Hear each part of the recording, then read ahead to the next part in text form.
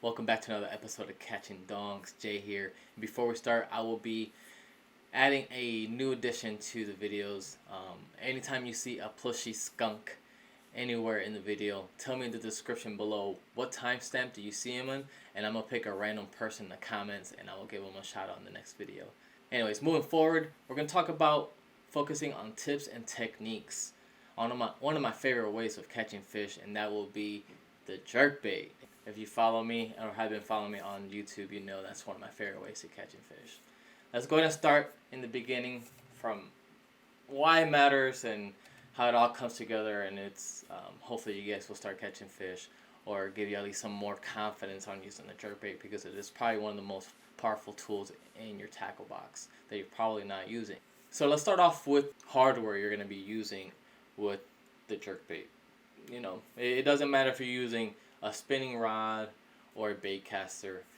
The best way, it all depends on preference. Some people like using a spinning rod. That necessarily doesn't really matter. What really matters is the line, and what action does the rod have. And most people recommend using a moderate action because, like the crankbait, it has treble hooks, and whenever you have some treble hook lure, you want that to load up and make sure whenever they're like either jumping or head shaking that it loads the rod up, almost like a tree branch. You know, when you're trying to break a tree branch and you try to break it and pull it down, it's not really coming off because it has that loading principle. Same thing with the moderate rod. So keep in mind that yes, you could catch fish and you could still land fish with a fast action rod or medium fast action, but the best thing to do is get a moderate action rod. Another thing that does matter is the line. The best line you could use for the jerkbait is a fluorocarbon line, and the reason being is because the fluorocarbon line, not only is it harder to see, because jerkbait could be used in a finesse approach, especially during when fish are finicky, when the water is very clear, and it also helps it keep it suspended more. One of the big no-nos, at least depending on your situation, when you want the jerkbait to be perfectly balanced, you definitely want to go on the fluorocarbon line side, not the mono, and definitely, I don't think never the braid. I don't think I've ever used braid on the jerkbait. Big on braid and mono depending on the situation. Mono is good if you are a bank angler and you want that jerkbait to rise up for that occasion to not get snagged. The water is shallow, and for many different reasons. But for primarily when you're fishing the jerkbait, you really want to focus on just using fluorocarbon line between 6 pound to 10 pound line, and it all depends on who makes it. For example, you could buy cheap fluorocarbon and you could buy a 8 pound line, but if the diameter is still big, it kind of defeats the purpose, because the bigger the line, the more likely it's going to float up. So check out the different manufacturers, different makers of fluorocarbon line. One of my favorites are Seaguard InvizX and Sunline FC Sniper. I recommend, if you have the money to spend on tackle and if you're serious about fishing, then I recommend going with the Sunlight FC Sniper route. The 8 to 10 pound route is probably your best friend when it comes to jerkbait fishing. Fluorocarbon line, as you guys probably know, it tends to sink. So if you balance that out with the jerkbait, it helps it keep it suspended when you need it the most, especially during winter and cold days or finicky fish. Not all jerkbaits are the same. If you ever used a Lucky Craft jerkbait, like the pointer, versus let's say a 6 cents provoke, you'll notice that each jerkbait compared to each other is different when it comes to how fast they float up. So depending on the jerkbait, one might float up faster than the other. If you ever come to a jerkbait that floats fast, those are meant for shallow water bank anglers, or the fish are in a feeding frenzy, or you caught them in the right time where they're eating up. Those are good times. You're ripping it, and they don't have time to float up and get at the top. At that point, it's kind of like a topwater lure if you let it pause too long. For the most part, you want to stick to jerkbaits that tends to either slow rise, and you can tweak that. I'll go that in a little bit. Stay tuned. Or slow rise, or ones that sink. I tend to gravitate ones that slowly rise or perfectly suspended.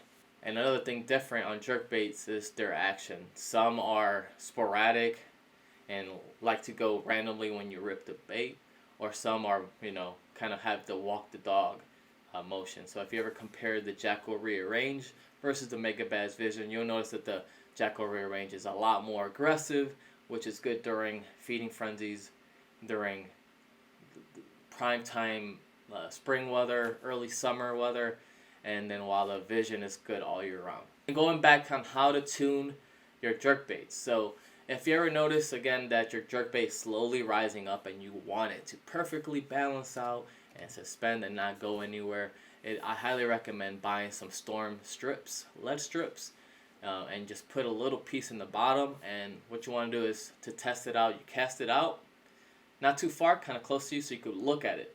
Cast it out and rip it 2 times and see how it floats. If it's floating too fast for you, let's say it's floating like 1 foot per 2 seconds, 3 seconds, that's pretty fast. So you want to make sure that thing is staying either extremely slow rise or perfectly suspended. As close as perfectly suspended is, to me, in my opinion, the best way to use the jerkbait.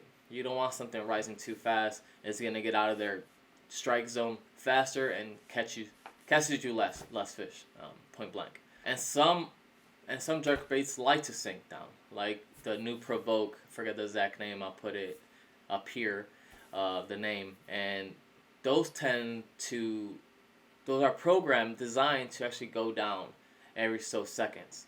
So those are good for places you can't reach, even with the deep diving jerkbaits, like the Megabass Vision 110+1 can't reach. So those are good for if you're fishing deep water.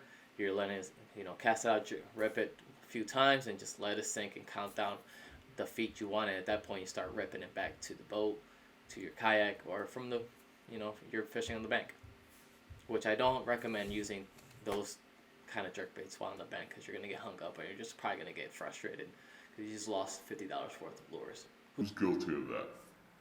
So when it's clear, the water is clear and it is cloudy outside, I tend to gravitate towards matted or solid colors on the jerkbaits. For example, I like to use the Megabass Vision 110 matte shad. That's one of my favorites, hands down, one of my favorite colors. Unfortunately, I don't have any right now due to I lost them while fishing or got hung up and whatnot. But I'm going to show you here some solid choices in the Megabass Vision, and then in the Provokes, I believe I'm going to put up here. And another good one is the Berkeley Stunna Tennessee Shad. That Tennessee Shad looks similar to the matte shad, hence why I got it. And when it's clear outside, let's see, it's pretty sunny and the water's clear. I tend to like translucent colors with a little bit of flash. The flash will pretty much kind of stick out and give the fish an opportunity to see it a lot further, and it has a lot of draw power to get the fish to bite. Partly cloudy, let's say, either or. You could go completely translucent color, like a GG Pro blue color, or something with a little bit of flash. In those situations, it doesn't. I don't really gravitate either or. Either if the water's clear and it's sunny out, or partly cloudy, I tend to just gravitate towards something just naturally translucent or natural color. If the water is kind of dirty at that point, something solid color, kind of like when it's cloudy outside, kind of something that doesn't have flash, just straight up solid color, like a solid white, like a bone color, is a solid choice. No pun intended. There's different sizes for the jerkbaits as well. Some are going to be pretty small compared to the standard one, and that's really good for when the fish are focusing more on smaller bait fish. You're fishing and you notice that the bait fish around you, and they're kind of swimming fast because they're avoiding some kind of predator. At that point, you tie on a smaller jerkbait, and you're going to see a lot increased bites, a lot increased fish catches because of that. There's also the standard version, as we always talk about, and then there's the larger version, which are good for, I think, more so for bigger fish. Obviously, if you use a bigger lure, you're going to catch bigger fish, but you're going to catch less fish. But keep that in mind. It might be a day that you might catch the biggest fish of your life. We briefly touched on it on earlier, but also each jerkbait has a specific depth. Some goes only to 2 feet. Some goes to, the average go around 6 to 8, and then the deeper diving are like 8 plus, like 8 to 12 feet.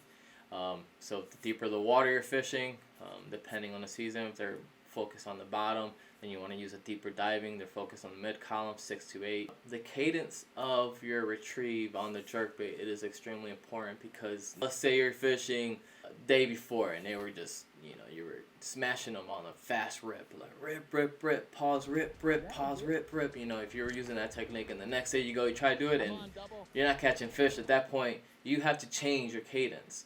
Don't get stuck on what happened yesterday. That's no longer happening. So change your cadence and see if they want something slower. One of my favorite go-tos is usually I cast it out, reel it into its depth that it goes to. I rip, pause, 3 seconds, 2 to 3 seconds, then rip, pause, rip, pause. And I like to start off with that. And then if I'm not catching fish with that kind of cadence, I change it up. Rip, pause, a longer pause maybe. And then rip, pause, 5 second. And it depends. If it's colder, the longer the pause is. If it's warmer and the fish are biting, you want to go less pauses and a bit more aggressive with the cadence. Just experiment and see what works for you on that day. What works for that day may not work for the next day. But it is something to keep to the back of your mind, that specific cadence for another future day.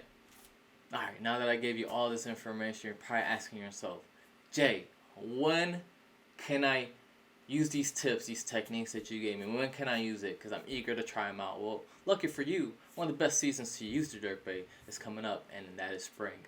So with the techniques with the line, what kind of jerkbait, the depth of the jerkbait, and your cadence and colors, it all matters and it all comes together. And hopefully with the tips and techniques I provided to you will help you catch fish in this upcoming spring, summer, fall, and winter. And it doesn't just include in the spring. You can catch fish with a jerkbait all year long, but spring and I feel like early summer and the fall are the most optimal times for you to catch the most fish and the biggest fish, and possibly the biggest fish have you ever caught in your life with the jerkbait. So hopefully this all makes sense and it could provide you some future fish and some future confidence with the jerkbait. And thanks for tuning in, and I'll catch you next time. Peace. By the way, check me out on Instagram at catching_dunks. I believe that's my thing. Let me check it out in a bit.